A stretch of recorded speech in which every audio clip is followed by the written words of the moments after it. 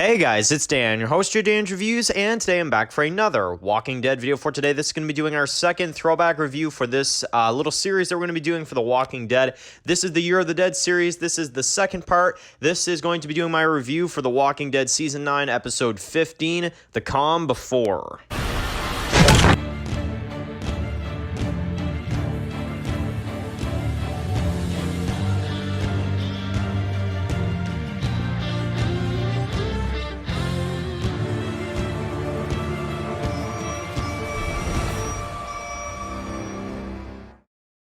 Okay guys, just going to be doing a video for today. This one's going to be doing a review for The Walking Dead. This one is going to be doing my next throwback review for The Walking Dead over the series of the next year of our Year of the Dead series of The Walking Dead. And this is the first suggested one. Last week we kicked off the series with the pilot of The Walking Dead, Days Gone By.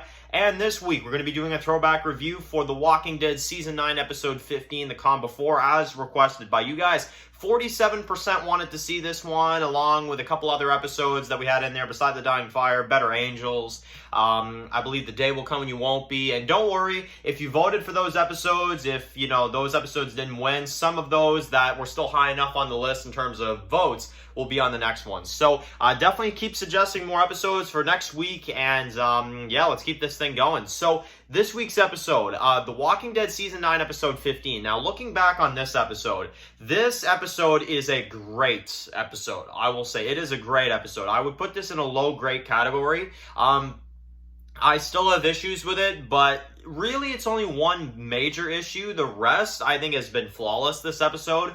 There's just really one problem that really stands out to me in this one. But aside from the one big problem, I think this is flawless episode, honestly. So, this episode, we get to basically continue on with our Whisper storyline at the fair. We have, of course, the new couple that we get introduced to that live at Hilltop, found Hilltop, left for the fair, and got murdered by Alpha, that Alpha then used to sneak into the fair. So, pretty interesting opening scene, kind of sets the tone, I guess, if you will. Kind of like, oh, things are happy and things are well, kind of foreshadowing the end, like, the whole episode, things are happy, and then it kind of slowly starts to get into some dark stuff there, and I think that's what the intro kind of gets you prepared for. So, after that, you get everybody, the reunion at of course, Kingdom. You get to see Ezekiel's speech. I love how he talks about Rick and Carl. I thought that was really, really cool. As you basically see the reunion between everybody, and, Carol never saw Judith since, like, years ago, since the time skip, basically, so it's kind of a shock to her, just as we were as fans seeing her at the end of 905.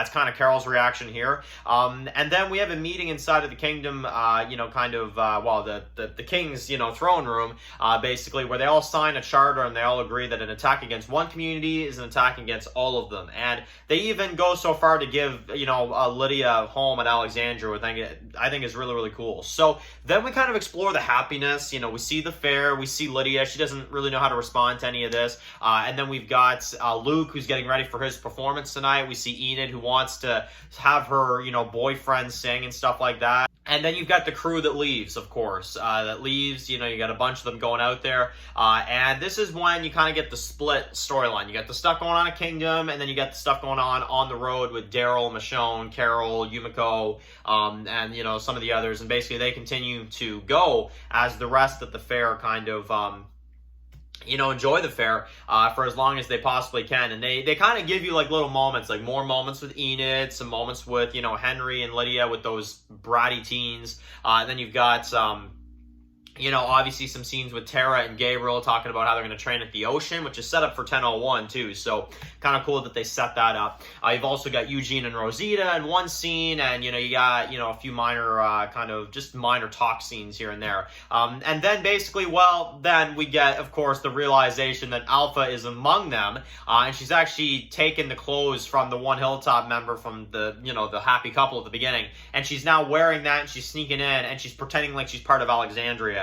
Which is, I remember it got viewers rather nervous when Ezekiel was there, and, he's kind of like, you finding your way all right, And it's just, it's kind of genius because they haven't all been at each other's communities in so long that something like this could happen and they could get away with it, which is why Alpha did. And I think the writing here is really good because realistically, yeah, it'd be like, oh, hey, you're from Alexandria, as you say, like, yeah, let me show you to the, the sweater, weather, type of clothing, right? And that's what happens with Alpha and Ezekiel. And while we got the movie, we've got obviously everything that goes down there, and while everything just goes to hell from there, basically. You get Daryl and the others to kill a bunch of the dead. Beta comes in, and of course they, get caught by them. No one else had to die, but now the deal is done. That type of deal is over. So, we then find out, as we basically see in the current timeline, Daryl is forced to go with Alpha, and just like in the comics with Rick,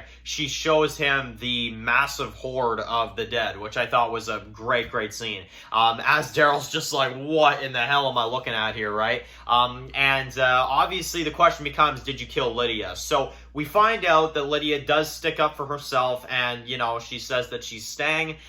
She tells her that she knows what she is. She knows what she's really done. She knows what really happened to her dad. And it's a crazy scene as, we finally get kind of that split between the two. And, well, essentially, then we got the Pikes. So this was the big moment in the show. As you see, Sadiq, of course, he's tied up. He is not doing so well. He's covered in blood. And then we get the Pikes. Now, okay, I'm going to say it this way. Everything about this scene is phenomenal, okay? From the way they walk up, the music, the way they do it, like just like comics. Hey, have you seen this person? Have you seen this person? Have you seen this person? The music, the reactions from our characters, the sad reactions, Daryl's face too. Like the actors really did a great job. The editing was great. The music was great. There's only one freaking problem with this scene, and I'm going to tell you, and it's my one big problem with this episode. Call me crazy. As you guys have seen in this review, I've been complimenting everything because I legitimately think everything in this episode has been good up to this point. Now I have my one flaw with the episode. I think these Pikes are sadly and terribly done, okay? Not the fashion, not the whatever, the music. I'm talking about the choices and the characters that they actually put on the Pikes. I'm sorry. None of these are impactful for me, okay? The only ones that are impactful are your three: Enid, Tara, and Henry. Okay. So, Enid, the character has had no purpose since Carl died, right? Let's be honest about one thing.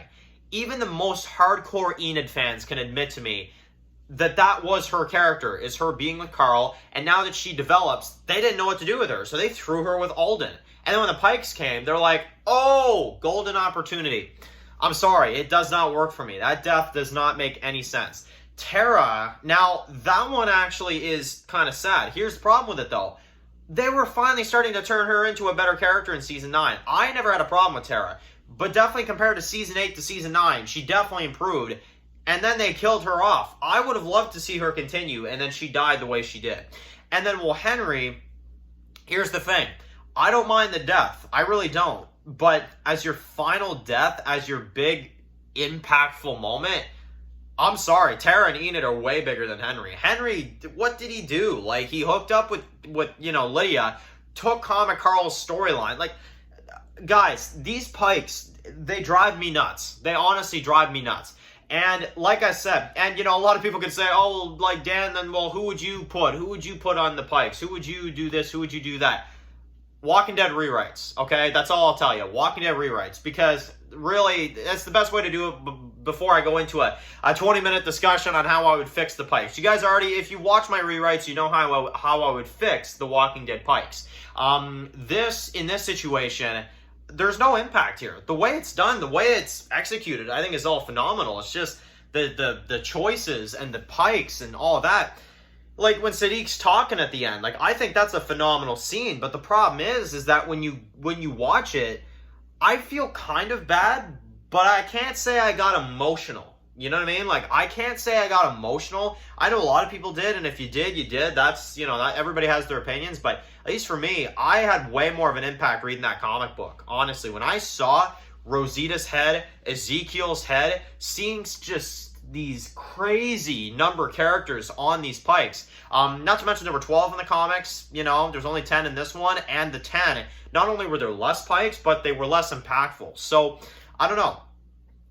It's just kind of rubbed me the wrong way, honestly. These pikes did not work for me.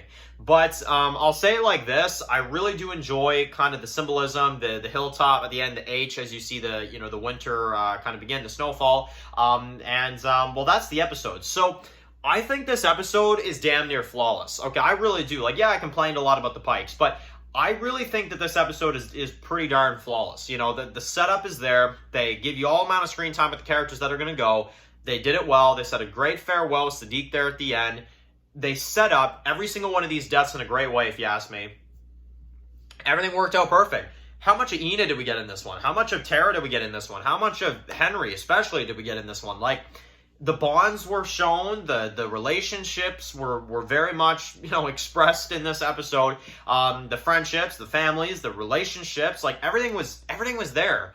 It's just that the characters that they chose, I really think fell a little flat. And I'm not the only one that thinks it, because I know there's a lot of people that thinks that the pikes are just simply disappointing. So, that's my thoughts. I think this episode was still great. I'm still going to give it a low grade. I can't give it a mid to high grade because, you know, that alarming problem. But at the same time, I think the episode was very well done in basically every other fashion. You know, I think it was very, very well done. And that is basically that. So definitely let me know in the comment section below, what did you guys think? And let me know what episode you guys want to see a throwback review for the Year of the Dead series next week. So anyway, guys, thank you guys for watching the video. Write your comments in the comment section below. And of course, guys, if you're new here, click the subscribe button and dump some of my videos to The Walking Dead. Follow Dan's Walking Reviews to come, guys. And of course, I'll see you guys really soon for the video for The Walking Dead. Enjoy the rest of your day, guys, and peace out.